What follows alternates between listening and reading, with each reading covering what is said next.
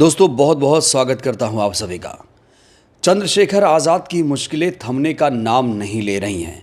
आप लोगों को मालूम है कि चंद्रशेखर आज़ाद के खिलाफ एक लड़की ने यौन उत्पीड़न का आरोप लगाया और उस लड़की ने महिला आयोग में इसकी शिकायत भी कर दी है। इस बीच महिला आयोग भी इस मामले को लेकर काफ़ी गंभीर नज़र आ रही है। महिला आयोग ने इस मामले को गंभीर मानते हुए अपनी सक्रियता दिखानी शुरू कर दी है।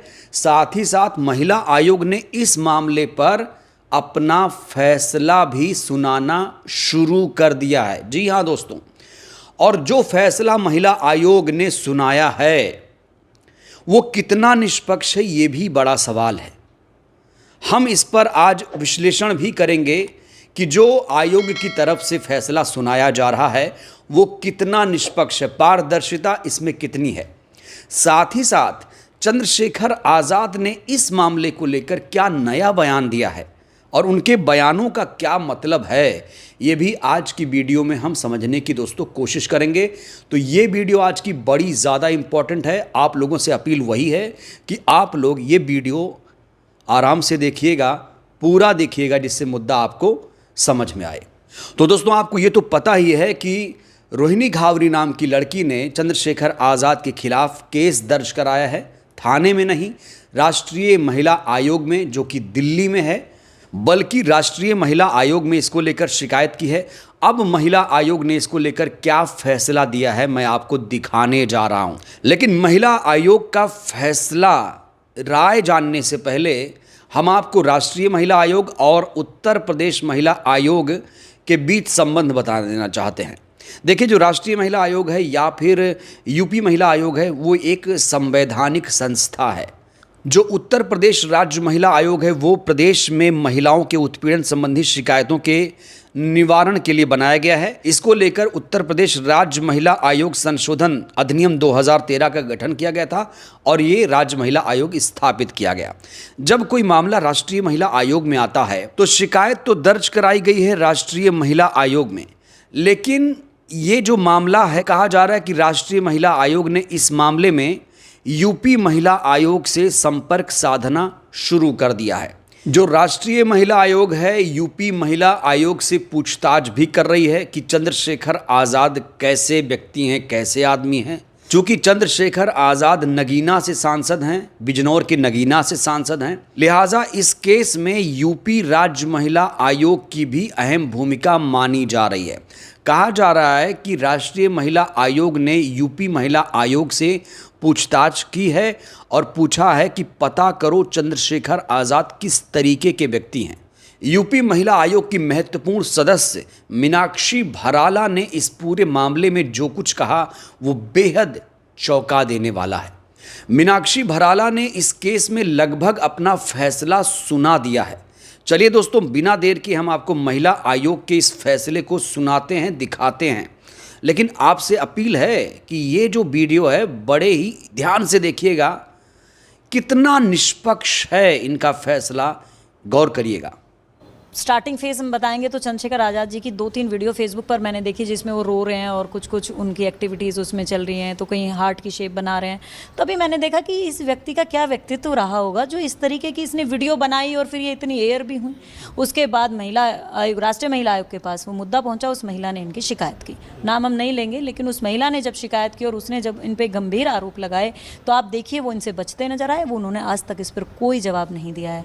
इसका मतलब वो कहीं ना कहीं उसमें इन्वॉल्व थे। उस महिला के पास इतने साक्ष्य हैं उनके खिलाफ, उसी के लिए हम लोगों ने, महिला आयोग ने, हमने डाला है कि इनकी सदस्यता भी भंग की जाए। इस तरीके के गलत मानसिकता के व्यक्ति जो महिलाओं के प्रति इतनी गंदी सोच रखते हैं, उनका बैठने का कोई अधिकार नहीं होना। तो राष्ट्रीय महिला आयोग ने जब पूछा कि चंद्रशेखर आज़ाद का व्यक्तित्व क्या है, आचरण क्या है, कैसे व्यक्ति हैं, तो यूपी राज्य महिला आयोग ने लगभग ये फैसला दे दिया है, रिपोर्ट समझिए इसको, कि भैया इनकी जो सदस्यता है वो भंग कर देनी चाहिए, इनका कैरेक्टर बड़ा ख़राब है। राज्य महिला आयोग की सदस्य ने जिस तरीके से फैसला सुनाया है, बड़ा सवाल ये है कितना निष्पक्ष है। इन्होंने आगे जो कुछ कहा वो भी हैरान कर देने वाला है। ये अपने फैसले को लेकर ये भी दावा कर रही हैं कि इनका फैसला बिल्कुल सही है, निष्पक्ष है, क्योंकि जब इनसे राष्ट्रीय महिला आयोग ने कहा कि बात करिए, पता करिए चंद्रशेखर आज़ाद का व्यक्तित्व कैसा है, तो इन्होंने कहा कि हमने नगीना की कुछ महिलाओं से जो अलग अलग पार्टियों की हैं, उन महिलाओं से बात किया, वहाँ से पता चला कि ये व्यक्ति तो बड़ा ख़राब है, इसलिए इनकी सदस्यता रद्द कर देनी चाहिए। तो यूपी राज्य महिला आयोग ने आगे क्या कहा, ये भी ज़रा सुनिए। उत्तर प्रदेश से जब हमारे राष्ट्रीय महिला आयोग में कोई शिकायत जाती है तो उत्तर प्रदेश से तो सिर्फ पूछताछ होगी, हम लोगों से पूछताछ हुई कि क्या इस तरीके के आदमी हैं ये। तो वहाँ जैसा आपने कहा नगीना से चुनाव लड़ा, तो कुछ एक महिलाओं से हमने वहाँ पर बातचीत करी जो राजनीति से जुड़ी हुई हैं, अलग अलग पार्टी से। हमने सिर्फ भाजपा की महिलाओं से बात नहीं की, नहीं तो ये हो जाता कि ये पार्शल हो रहे हैं। तो हमने अलग अलग पार्टी की जब महिलाओं से बात की तो उन्होंने कहा कि मैडम हाँ, इनका स्वभाव तो थोड़ा इसी तरीके का महिलाओं को लेकर है। अब इस पर हमने आयोग की तरफ से मांग उठाई है कि इनकी सदस्यता भंग की जाए और इनके खिलाफ सख्त से सख्त कार्रवाई की जाए, जिससे कि कोई इस तरीके का इतना सम्मानित पोस्ट पे होने का व्यक्ति इस तरीके की गलत हरकतें महिलाओं के साथ ना करे। तो यूपी राज्य महिला आयोग ने अपना फैसला सुनाते हुए कह दिया है कि चंद्रशेखर आज़ाद की सांसदी खत्म कर दी जाए। ऐसे व्यक्ति को इस पद पर बैठने का कोई भी अधिकार नहीं है। मैं फिर कह रहा हूं कि ये जो फैसला है यूपी राज्य महिला आयोग का, चूंकि ये जो आयोग है संवैधानिक एक पद है, बड़ा सवाल ये भी है कि ये कितना निष्पक्ष है फैसला। क्या इसमें सरकार का कोई हस्तक्षेप नहीं है? क्या इसमें सत्ताधारी पार्टी का कोई हस्तक्षेप नहीं है? यूपी राज्य महिला आयोग ने यह भी कहा कि हमने इस केस में पूरी निष्पक्षता बरती है। तो यूपी राज्य महिला आयोग की सदस्य जो मीनाक्षी भराला हैं, वो कितनी निष्पक्ष हैं, एक खबर मैं आपको दिखाना चाहता हूं। उस खबर को देखकर आप ये अंदाज़ा लगा लेंगे कि यूपी राज्य महिला आयोग की सदस्य जो हैं, जो फैसला सुना रही हैं, वो कितना निष्पक्ष हैं। तो दोस्तों, इसके लिए आप हिंदुस्तान की ये खबर देखिए।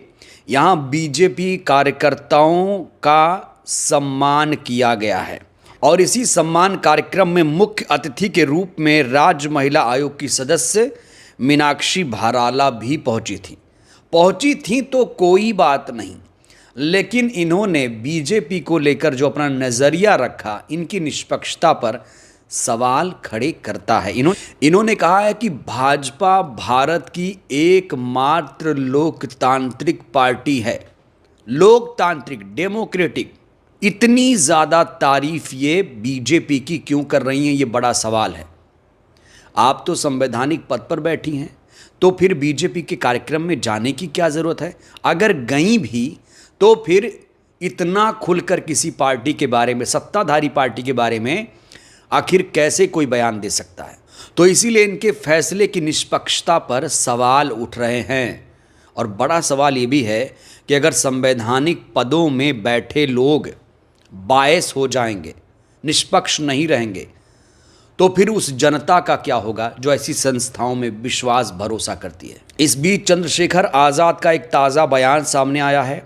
दरअसल वो हाल ही में एक पॉडकास्ट में गए हुए थे, तो उनसे कुछ पर्सनल सवाल पूछे गए, जिसमें ये भी पूछा गया कि जो आरोप आप पर एक लड़की ने लगाया है, इन आरोपों को लेकर आप क्या कहेंगे?